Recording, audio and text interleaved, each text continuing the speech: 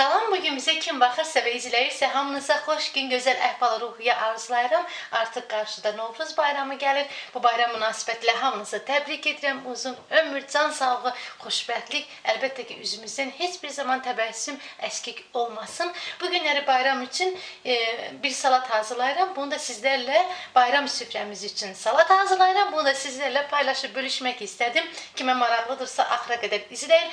Dostlarınızla da belə paylaşmağı unutmayın. Bu günləri istifadə edirəm 3 ədəd kivi, müəyyən qədər soğan, təqribən belə bir 5-6 ədəddir. Göy soğan, 3 ədəd yumurta, artıq yumurtanı qaynatmışam, bişirmişəm. Bir də toyuq əti, 200 qrama qədər toyuq əti. Toyuq ətini qaynadarkən içərisinə duz və müəyyən qədər istiot əlavə edin. Əti yaxından görsədim, ya əlinizlə didin və yaxud da ki, xırda-xırda doğrayın. Duz və istiot da artıq bura qoymuşam, bizə lazımdır duz, istiot. Müəyyən qədər üzərinə səpmək üçün istifadə edirəm. Soğanı və kivini kub şəklində xırda-xırda doğrayıram. Bəziləri kivini sürtkəcdən keçirir, amma sürtkəcdən keçirdikdə şirəsi daha çox, demək, şirəli alınır, yəni suyu daha çox axır. Mənə elə gəlir ki, dadlı alınmır, amma doğradıqda daha çox dadlı alınır. Bunu boşqabın içərisinə boşaldıram. Mayonezdən istifadə edirəm. Xama ilə xoşlayanlar əlbəttə ki, xama ilə hazırlayın, amma mən bu günləri mayonezdən istifadə edirəm. Mayonez, bəziləri bu salata zümrüd salatı deyir. Dediyim kimi bu şəkildə üzərini mayonezlədim. Yəni tort şəklində qat-qat üst-üstə yığırıq.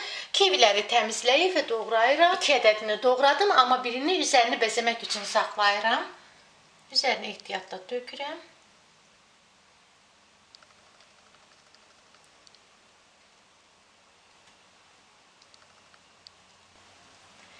Üzərinə biraz da tuz səpirəm.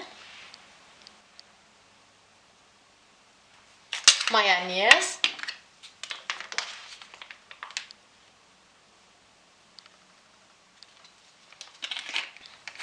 Sonra isə soğanı da xırda-xırda doğrayıram və üzərinə tökürəm. Soğanı da ehtiyatla üzərinə və mayonezləyirəm.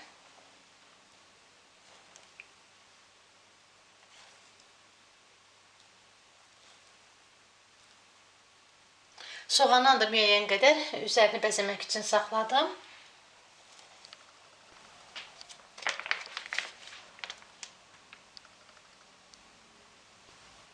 Yumurtaları da rəndələyib üzərinə tökürəm.